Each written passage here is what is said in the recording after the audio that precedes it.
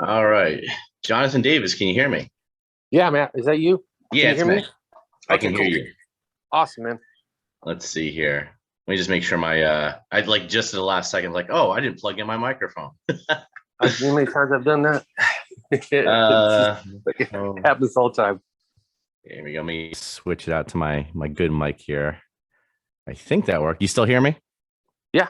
Oh, okay. Hopefully that's the my well, by good mic, I mean my $40 found it on Amazon microphone that I'm using here. Hey, sounds good. Yeah. So how you doing this evening? I'm good.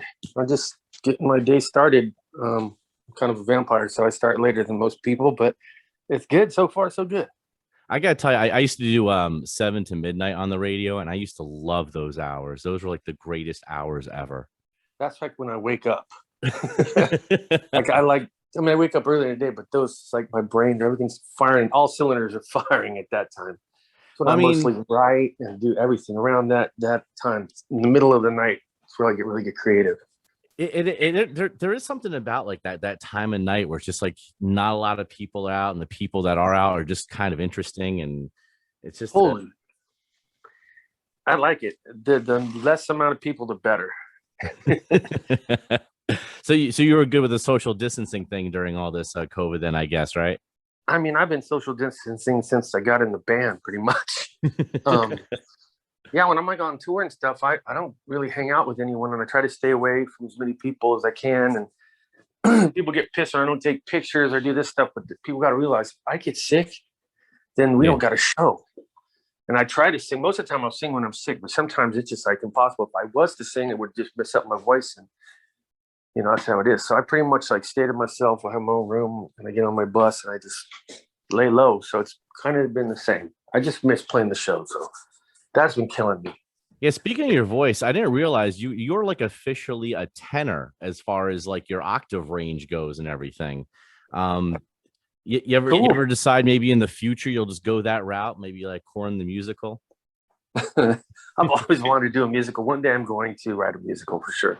I've been saying that for years. It's just I just need to find the time and the focus to sit down. When you got kids and stuff like that, that stuff kind of gets, you got to be a dad. You got to do things be, for the family. When I'm just me, I'm going to one day do that.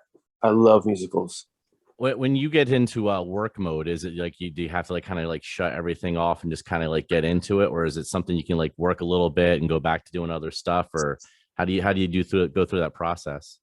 Well, I have a rig at my house, and I'll sit there and do that for a little bit. And I run back and forth. I'll write some music and I'll play some video games. Get out of my head, get away from that, and I go back and forth. But if I come up with a cool idea, I really can't get much done at home because there's life going on, kids, family, everything. So then I'll go to my studio, which is away from everyone and everything, and then I can actually focus and finish it all up. And that's how I usually like doing it. What video games you into? Um, uh, what am I playing right now? I've done pretty much everything right now. I like Assassin's Creed Valhalla. I love that game. I played it like through twice. It's just a really cool game. Yeah, I'm stuck on a PUBG Battlegrounds. That's what I was playing before we did this. I'm like Oh, obsessed. PUBG is awesome. I remember it came out. I'm just not really into the shooters that much for Yeah. me. I mean, I started getting to Call of Duty again. That's pretty fun. But I like fantasy stuff. I like to just get involved and immerse myself in the story and zone out. I'm still like that nerdy kid, man. I haven't grown up. I mean, you just mentioned you like would do a musical. Would you ever or I don't remember seeing it. Have you ever scored like a video game? Or I know some I, of your songs I've done probably have been music. in them. Yeah, I've done songs for them. I haven't scored a video game. Done a couple movies. That's been fun. Yeah, was it But Queens of the Dam was the big one. I Queen of remember the that. Dam, yeah, I did that movie and a couple other ones. And Queen of the Dam was fun. That went over a couple of years because I had to write the songs and record them with my partner Richard Gibbs. And then once they had the songs, they shot the music videos, and that kind of dictated what the movie was going to look like. And then once that was done, we go to do the score. So we use the actual songs as the themes through the whole movie. So all the score is based on the actual songs, the melodies of the songs. So it was a really interesting process. And going in front of a 106-piece orchestra and watching how it all went down was pretty intimidating. I was freaked out, but the end result was amazing. It's one of my favorite things I've ever done. Oh wow, really? Yeah, the amount of work that went into it, and it wasn't nothing was half-assed. It was a real orchestra. Everything was real. We got real players. That's where I met Shankar, the violinist. He plays his double violin. He's been in my solo band. All kinds of great players, and yeah, the thing is, yeah, I love that. That whole experience was amazing. Talk a little bit about like the formation of Korn, because I was, going into your background again. We're about the same age, and you grew up listening to a lot of new wave early, and then you got into the Motley Crues and the Panteras and heard that stuff. But Korn basically is they invented new metal, and new metal.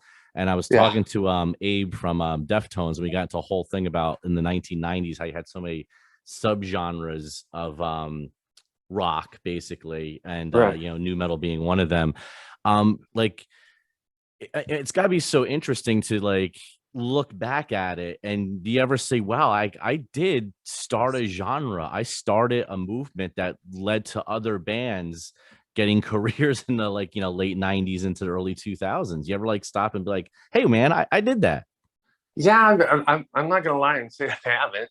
It was a pretty cool accomplishment. I think how we all pulled it off is because in Corn, everybody was into such different things, and we brought a little bit of that to the music. So it was a melting pot of everything that was going on at that point, and we came up with this amazing project which we called Corn. And then who would have thought it would just blow up the way it did at that time period in the 90s and early 2000s? And yeah, like wow, we kind of started a whole new subgenre, because the other at that time rock that we knew when I was growing up, like the 80s stuff, that was dying.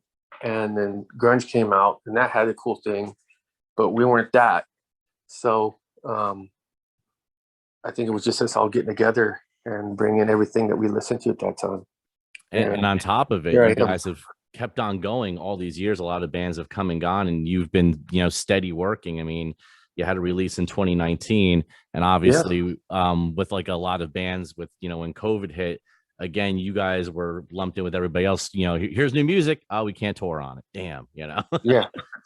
It sucked. And that record, the last record we did in 2019, it was an amazing record. It was a return to form for us. So, you know, what makes me so happy is that we actually get together and we write some cool stuff. In my opinion, I think we write some really amazing music still after being together for so long.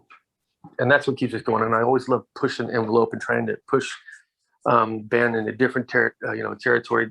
Just always experimenting, not straying away from our core sound, but just doing things different, be it recording or whatever it is. That's what really I'm passionate about in the band, and I'm excited that we still can do that after all these years. It's just crazy to me. And of course, you're going to be out on the road here this summer. You're going to be in Camden, just outside Philly, of course, our area, August 13th, and then August 18th up in Homedale. Not too bad of a drive for our listening audience in the Atlantic City area either. But you did that live stream, and with that, you decided to add a few different songs you hadn't played in a while. What's it like Yeah, trying to go through, I can't do math right now, back to 93 with all the Korn albums, and was it 20 some years? No, I want to say 30, 20 some years. 27, I think. It's 27 years. crazy. Man, it was like, I can remember like 1993, I was playing minor league baseball in West Palm Beach, Florida. That's what I was doing at the time. Wow. And Yeah. and we played Korn in the locker room when it first came out. It was pretty cool. But like, Oh, awesome. how do you go through I mean, because you got songs, I'm sure, that you, even though you added them to this live stream that you did a month or so ago, you got stuff that I'm sure you haven't dusted off in forever. What goes through your mind when it comes to picking songs, when you have, it happens to all the bands that have such a career, that you have such a huge catalog? I mean, you got to play the hits, obviously. That's what people, they want to hear. Shoots and Ladders, they want to hear all the classics from the early 90s. You got to push the new stuff. How do you fill up the in between? It's hard, man. I ain't gonna lie. It's usually we got like this one set list we go to and we go back to, and we just rearrange and stuff. It's pretty much all the fan favorites and hits. But this time around, we wanted to pull out some other ones. And every time we do it and we get together as a band and we play some older songs, we look at each other and go, God, that was so cool.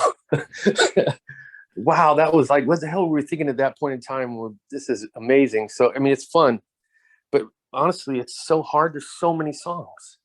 got 13 records of material. What do? You got to fit it in an hour and a half window. It's really hard. So when we're doing this, we decided, hey, let's play some stuff we haven't played in a long time. So we did like Dirty and some of those other songs, and it takes you right back to that time period, and it brings up memories for me, and it's fun. It's fun. I like it. I was gonna be my next question. When you start playing some of these older songs, like does it trigger like certain memories? Like, I'm sure you got happy memories of some stuff, some sad memories. Yeah. How do you still like capture that emotion when you perform live? Like, do you Totally, have to train it? No, it takes me right back to that moment. I mean, I think every record is like a timestamp.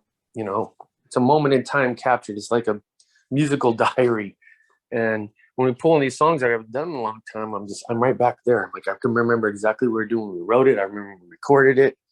It was going through my head, where my bandmates were in that time period. It's really interesting. It just comes flying back when you do that. Now, you're starting to tour in Sweden. Is there going to be any? I mean, is that still good? And your guys are going to be able to travel? Everything's cool with that? I mean, I don't know about that Sweden day. I know we're not going this year, so I don't know what's up with that. I have no idea. I saw it was still on the website. I was like, that's odd. Yeah, I don't think it's announced. I don't know. All I know is everything's pulled off at that one. I don't understand, but I don't think the borders are open yet. So that'd be your luck. They say, hey, you go to Sweden. You're like, cool. You get there, like, yeah, you can't get out. Yeah, there you go. I'm not gonna have that. That's happened to us before. I'm not doing that again. You'd be stuck there for the summertime. It'll be nice there. As long as you get out before winter. It is very nice there. I ain't gonna lie. But with all the traveling you've done, I remember seeing you guys on Ozfest. Years back when, of course, whenever Ozfest came to New Jersey, it was literally the day it was going to be 99 degrees. But the one year you had that traveling museum of all the serial killer memorabilia and stuff. And I remember I just couldn't wait to get inside because that trailer was air conditioned for one. And but two, you still have that? You still do the collecting of all that memorabilia? I collect all kinds of things, not necessarily that, but I've always been a collector. I collect things from all over the world. I mean, why not? I get to explore this amazing planet, and I grab things from here and there. So it's been a passion of mine. So yeah, my house looks like a museum. It's pretty cool. You remember the old days of like a MTV Cribs? Kind of need to, maybe you could do your own YouTube version of it and kind of bring it back a little bit. I have to, man, because I got some really cool stuff. And it's like you got to show it off. Good idea. I'll have to show it off. All right, well, Jonathan, thanks for taking some time and chatting with us. Of course, you're going out on tour with Stained. Oh, by the way, how'd you guys end up joining up with Stained? Because I guess a lot of bands were I knew there was going to be a merging of big bands just because of tour itinerary type things, like everyone trying to play in such a small window of the summer. Yeah. How did you guys meet up with Stained as far as getting together as like, hey, let's put it together? I mean, they're available. They told us we're available, and us and Stained go way back. I love Aaron. He's on board. We still talk all the time. I've been very happy with his success and his country endeavors, and he's a great dude. So, I mean, it just was, they came to us and said, hey, Stain's available, do a tour you guys down. And I said, of course. We've had nothing but fun with those guys in the past. To be a good show. And always when we tour, we want to put together a good show. It's just not like, let's Korn go out, let's bring some bands that some do well, some do. We want it to be an amazing just package. You get more bang for your buck. Bring great bands, we get together and make it a cool rock show, because that's what it's all about. For me, it's like I go to shows because I want to escape and have a good time and listen to great music. So it just worked out that they were available, and here we go. We're going on a tour, and I'm excited. I love their music, and I love what we do. It's going to be a great time. Well, August 13th, Camden, BB&T, we will see you out there. So I know you're not big on meet and greets, so I'll wave from the audience. I'll point. You just point back. You do the point thing. I'm like, yeah, that point was for me. I'll definitely point it too, man. I definitely will. And I do that again. I don't want to be a dick to people or nothing like that. That's the only reason. I just try to keep myself from getting sick, so my bandmates don't get pissed because we can't play. Well, plus too, like I don't think a lot of people realize, like the singer, like a guitar player can play with a cold, bass player can play with a cold. The singer can't, it's like that's tough to do. It is actually. A long time ago, I talked to believe it or not, I was chatting with John Bon Jovi just in a hallway of a radio station once. I asked him about that. This is like going back years ago. I was like, how do you like never get sick? Because you like, back then they were touring like 200 nights a year. And he's like, he goes, I never shake hands and I never touch my face. There you go. Like, oh, there you go. Yeah, Everybody's exactly. got their tricks. And meanwhile, you got some other, singers who are out there just like, swap and spit with every girl they can. It's like, what the hell, man? Well, that's because they're in their 20s, and that's when you're supposed to do that. Exactly. your immune system's bulletproof. Yeah, you're just drinking, women, everything doesn't matter, and that's awesome. Yeah, I feel like the bands today aren't doing that, and I feel like they're missing out on something. They're too woke to be enjoying themselves. Yeah, it is what it is. It's just the times we live in, I guess. Yeah, it's just what it is, man. So what can I say? All right, Jonathan. Well, I'll let you go. I know you're starting your day. So thanks for taking some time with us here at WMGM in Atlantic City. And again, we'll see you August 13th. And can't wait to hear these new tunes live. All right. Awesome, man. Talk to you soon. Thanks for doing this. All right. Take care. Take care, man.